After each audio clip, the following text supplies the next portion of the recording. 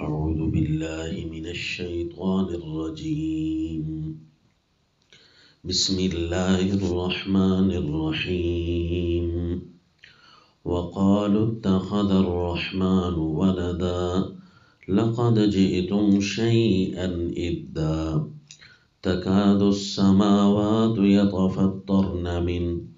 يتفطرن منه وتنشق الأرض وتخر الجبال هدا أن دعوا للرحمن ولدا وما ينبغي للرحمن أن يتخذ ولدا. سورہ مریم آیت نمبر 88. وقالوا اتخذ الرحمن ولدا، یہ لوگ کہتے ہیں کہ رحمان نے اپنا نائب بنا رکھا ہے. نعوذ باللہ. مشرکین مکہ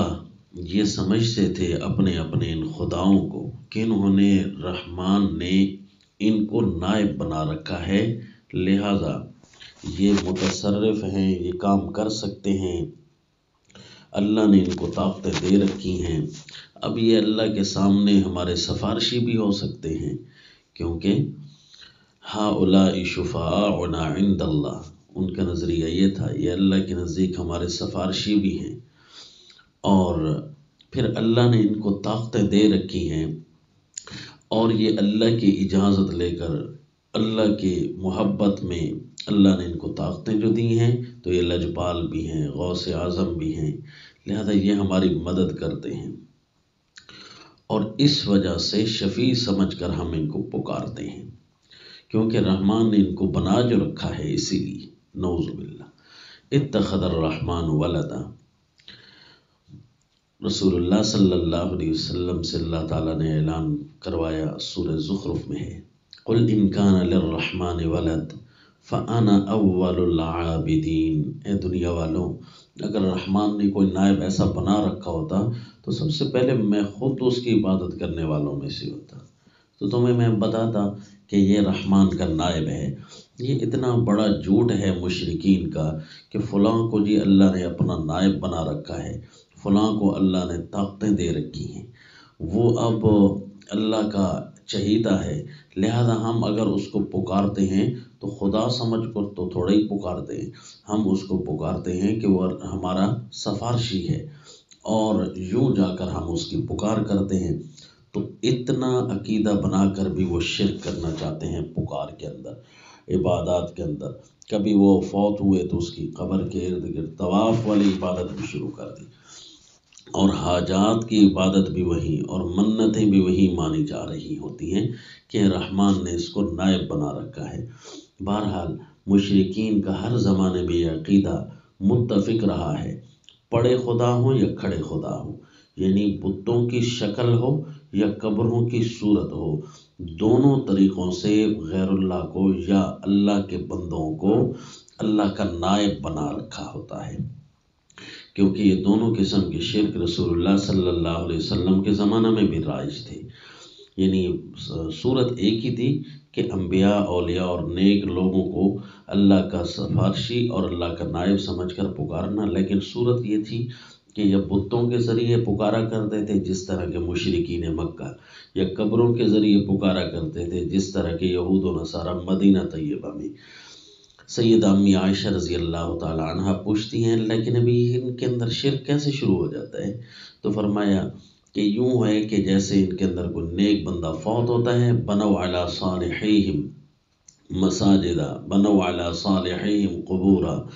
جو نیک لوگوں پر یہ جب قبریں بنا لیتے ہیں تو ان پر سجدے شروع کر دیتے ہیں کہ اللہ کے چہیتے ہیں، اللہ کے نائب ہیں، اور اللہ نے ان کو طاقتیں دے رکھی ہیں، اور درجہ انہوں نے پا لیا ہے اللہ تعالیٰ کی ولدیت کا. نعوذ باللہ. جس طرح کہ بیٹا ہوتا ہے باپ کے کاموں میں شریک، باپ کی چیزوں کا وارث، تو اسی طرح یہ نیک بندے بھی اللہ تعالیٰ کی سلطنت کے وارث ہیں. نعوذ باللہ. پھر یہ جو چاہیں کھرا کھوٹا وہ کر سکتے ہیں، گن شکر بھی بن سکتے ہیں، لجبال بھی بن سکتے ہیں، کھوٹی قسمتوں کو کھرا بھی کر سکتے ہیں. تو یہ مشرکین مکہ جب یہ کہتے تھے، اب اللہ تعالیٰ فرماتے ہیں تمہیں بتاؤں کائنات میں اس کا اثر کیا ہو جاتا ہے؟ لقد جئتم شیئا ادا، تم آ پھنسے ہو بڑی بھاری چیز میں۔ جب تم یہ جملہ کہتے ہو نا، تمہیں تو پتہ نہیں رحمان جو کائنات کا خالق ہے اس کو تو پتہ ہے کیا ہو رہا ہوتا ہے، تم بڑی بھاری چیز میں پھنسے ہو۔ کیسی بھاری کہ تکاد السماوات یتفطرن منہ وتنشق الارض وتخر الجبال ہدا، قریب ہے کہ آسمان اس بات کا وزن برداشت نہ کر سکے اور پھٹ پڑے،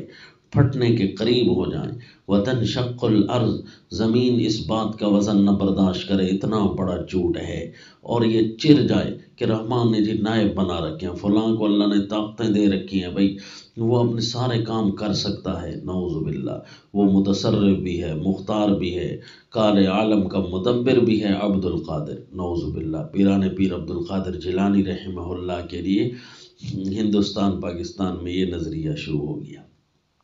کہ ذی تصرف بھی ہے، معزون بھی ہے، مختار بھی ہے، کار عالم کا مدبر بھی ہے عبد القادر، لا حول ولا قوت الا باللہ۔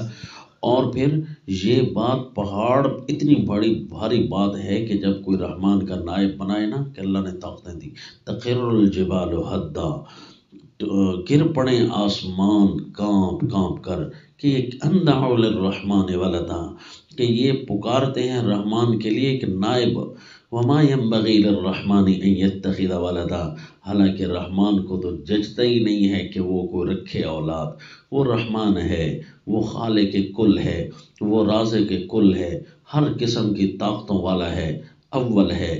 آخر ہے، ظاہر ہے، باطن ہے، اسے کیا ضرورت، اس کو کیا پڑا، اس کے لیے کیا مجبوری ہوئی کہ وہ اللہ اپنے نائب بنائے، نعوذ باللہ۔ ان کل من فی السماوات والارض الا آتی الرحمن عبدا، زمین و آسمان میں جو کچھ بھی ہے سارے کے سارے وہ اللہ تعالیٰ کے عبید و غلام ہیں، جس طرح کہ تفسیر ابن کثیر میں، تفسیر کبیر میں ہے کہ جتنے بھی تم نے معبود بنا رکھے ہیں، ما من معبود لهم فی السماوات والارض من الملائکۃ والناس الا وهو یأتی الرحمن ای یأوی الیہ ویلتجی الی ربوبیتہ عبدا منقادا مطیعا خاشعا راجعا کما یفعل العبید۔ جتنے بھی زمین و آسمان میں تم نے خود ساختہ الہ بنا رکھے ہیں، فرشتوں کو یا لوگوں کو یا جنات، جن کو بھی، یہ سارے کے سارے اللہ کے سامنے گڑ گڑا رہے ہوتے ہیں، وہ اللہ کے سامنے مجبور ہیں، اللہ کی ربوبیت کی طرف وہ کھینچے چلے آتے ہیں، جس طرح کے عبید و غلام کرتے ہیں اپنے آقا کے لیے۔ اللہ تعالیٰ کے سامنے تو اتنی عاجزیاں کرنے والے ہوتے ہیں، اور تم ان کو جو ہے ڈائریکٹ اللہ کا نائب بنا بیٹھتے ہو، نعوذ باللہ۔ مفسر ابن جریر رحمہ اللہ وہ روایت یہاں لاتے ہیں سیدنا ابن عباس رضی اللہ عنہما سے کہ تکاد السماوات یتفطرن منہ، کہ ان الشرک فزعت منہ السماوات والارض والجبال وجمیع الخلائق الا الثقلین۔ سیدنا ابن عباس رضی اللہ عنہما فرماتے ہیں کہ شرک یا اللہ کے برابر کر دینا، یا اللہ کی پکار میں اللہ کے نائب بنا کر کسی کو برابر کر دینا، پکار میں اللہ کو بھی پکارا اور غیر کو بھی پکارا، یا اللہ مدد بھی کہی یا فلاں مدد بھی کہی، یعنی یہ جو برابری کرتے ہو نا، فزعت منہ السماوات والارض والجبال، آسمان، زمین اور پہاڑ اس سے گھبرا جاتے ہیں، وجمیع الخلائق، تمام مخلوقات گھبرا جاتی ہیں، الا الثقلین، صرف جن و انس، ان کو نہیں سمجھ آ رہی ہوتی۔ فکادت ان تزول منہ لعظمت اللہ، قریب ہے کہ یہ چیزیں گر پڑیں، اپنی طاقت چھوڑ دیں، اتنا بھاری وزن ہے وہ کمال آئے۔ اور اسی طرح رسول اللہ صلی اللہ علیہ وسلم کا فرمان ہے کہ لقنوا موتاکم شہادت لا الہ الا اللہ۔ مفسر ابن کثیر فرماتے ہیں کہ رسول اللہ صلی اللہ علیہ وسلم نے فرمایا اپنے موتا کو جو کلمہ تلقین کرو، یعنی جو مرنے لگیں قریب ہوں، تم دیکھو کہ نزع کی حالت ہے تو انہیں لا الہ الا اللہ کی تلقین کرو، یعنی ساتھ بیٹھ کر پڑھ لیا کرو۔ فمن قالها عند موته وجبت له الجنہ، جو لا الہ الا اللہ کہے کہ کوئی الہ نہیں، کوئی نائب نہیں، نہ کوئی بڑا نہ کوئی چھوٹا، نہ برابر کا، نہ کوئی ہمسر، نہ کوئی کمتر، نہ کوئی برتر، کوئی بھی الہ نہیں، تو وجبت لہ الجنہ، اس کے لیے جنت واجب ہو جاتی ہے۔ صحابہ نے پوچھا اللہ کے رسول فمن قال فی صحتہ، اور جو بندہ اپنی صحت میں یہ باتیں کہہ رہا ہو لا الہ الا اللہ، فرمایا تلک اوجب و اوجب، یہ تو اور زیادہ واجب کر دے گی، یہ تو اور زیادہ جنت کو واجب کر دے گی۔ پھر اللہ کے نبی نے فرمایا والذی نفسی بیدہ لو جیء بالسماوات والارضین وما فیہن وما بینہن وما تحتہن فوضعن فی کفۃ المیزان، کہ قسم ہے اس ذات کی جس کے قبضہ قدرت میں میری جان ہے، اگر آسمان سارے، زمینیں ساری، اور جو کچھ بھی ان کے اندر ہے، اور جو کچھ بھی ان کے درمیان ہے، اور جو کچھ بھی ان کے نیچے ہے، اگر یہ میزان کے ایک ترازو کے ایک پلڑے میں رکھے جائیں، وضعت شہادت اللہ الہ الا اللہ فی الکفۃ الاخری، اور لا الہ الا اللہ کی گواہی دوسرے پلڑے میں رکھ دی جائے، لرجحت بہن، تو یہ والا پلڑا جس میں شہادت پڑی ہے یہ راجع ہو جائے، یہ نیچے جھک جائے۔ آسمان و زمین کانپ رہے ہوتے ہیں ایسے جملوں سے، جس طرح کے یہ جملے لوگ بول رہے ہوتے ہیں، تو اس وقت زمین و آسمان یہ کانپ رہے ہوتے ہیں، اور ان کو ڈر لگ رہا ہوتا ہے کہ یہ کیا کہہ رہے ہیں۔ اگر اللہ ان کو سنوا دے، اس کا مطلب یہ ہے کہ اللہ اگر ان کو سنوا دے تو ان کے اندر سننے کی طاقت ہے۔ اور حدیث شریف میں ہے یا صحیحین میں ہے، رسول اللہ صلی اللہ علیہ وسلم نے فرمایا ما احد اصبر علی اذى يسمعه من اللہ انه یشرک به ویجعل له ولدا وهو يعافيهم ويدفع عنهم ويرزقهم، کوئی بندہ بھی زیادہ صابر نہیں ہے کہ اسے گالی دی جائے، گالی سنے وہ کتنا صبر کرے گا، صبر کرتا رہے گا، کبھی تو اس کا کوئی ایسی بھی گالی اس کو دی جا سکتی ہے کہ صبر کا پیمانہ لبریز ہو جائے۔ تو یہ ایک اللہ ہے، آسمان و زمین بھی اس گالی کو نہیں برداشت کر سکتے جو شرک کی گالی ہے، کہ اس کے ساتھ، لیکن پھر بھی اللہ صبر کرتے ہیں۔ اللہ تعالیٰ اس کے باوجود اللہ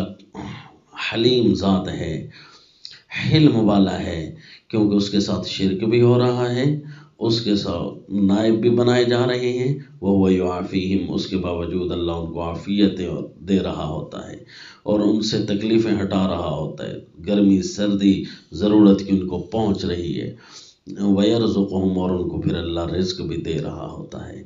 یہ جو کہہ دیتے ہیں کہ رحمان نے اپنے نائب بنا رکھے ہیں، خدا نے اپنے بندوں کو طاقتیں دے رکھی ہیں، ان کو اپنا چہیتا بنا رکھا ہے، لہذا آپ ان کو پکارتے رہو، یہ جملہ بڑا بھاری ہے۔ وَمَا عَلَيْنَا إِلَّا